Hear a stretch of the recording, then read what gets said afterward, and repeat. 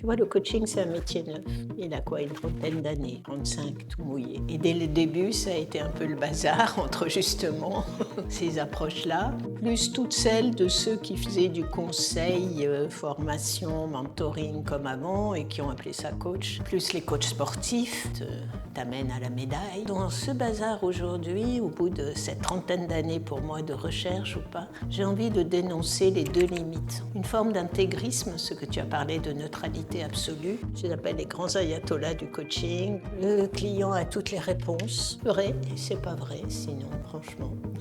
Il faut rester silencieux, neutre. Oui, on peut donner ça à des clients et ils peuvent réfléchir et avoir des temps de réunion avec eux-mêmes en présence de quelqu'un. Est-ce que ça répond à la question de apprendre à faire différent? Je crois pas. Ça permet de faire un point. Certains me disaient oui, mon client est sorti de la session en disant ça a mis mes idées en ordre. Et c'est vrai que c'est vraiment un supplément à amener. Est-ce que c'est vraiment ça le coaching seulement? L'autre excès, c'est l'emprise, c'est le super coach brillant, plein d'intuition, qui sait dire des blagues, inventer des trucs, vous ressortez, vous avez votre plan d'action. Bon, il n'a jamais le temps de vérifier si vous l'avez fait, en fait, le plan d'action, mais vous y revenez pour continuer à être nourri, un peu téter le sein de ce fameux gourou. Alors, il n'a pas toujours la tête d'un gourou, mais en tout cas, c'est clair qu'il pense pour deux, voire pour toute une entreprise, voire pour toute une organisation. Alors, à l'intérieur de ça, c'est quoi un coach? Comment tu navigues entre tout ça? Puisqu'il y a des moments de silence, des moments d'écoute extrêmement pertinents, des moments où tu donnes des idées, où tu secoues un peu le cocotier, voire, voilà, et en mouvement,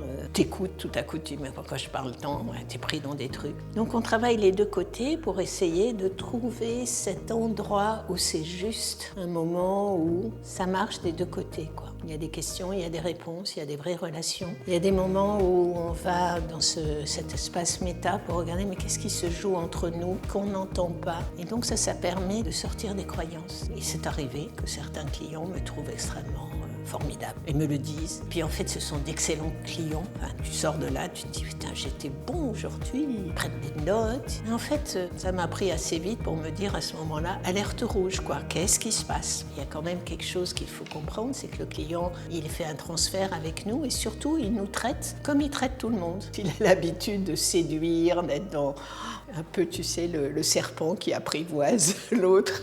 Ben, il va le faire aussi avec son coach. Toute cette bonne volonté, moi, alors dans ce cas-là, je joue un peu au diable, c'est-à-dire que je lui propose des trucs absurdes, voilà, jusqu'à ce qu'il me dise « Mais ça va pas, Daniel ?» Mais non, on va pas faire ça. Et là, intérieurement, c'est champagne, quoi. C'était bien. Il met des limites lui-même. Avec d'autres, ils ont besoin de beaucoup de temps de réflexion. Je pense à quelqu'un qui ne prenait jamais de notes. Je me demandais s'il participait ou pas à son coaching. Donc on avait des longs temps de silence. Et puis de temps en temps, quelque chose. C'est quelqu'un avec qui je suis toujours en relation 25 ans après et qui m'envoie des fois des petits messages. Vous voyez, j'ai pas dit grand-chose, mais en fait, je suis encore dans ce qu'on a regardé ensemble. C'est-à-dire, il a pris son temps, il a pris son rythme, et moi, j'ai fait comme j'ai pu pendant ce temps-là.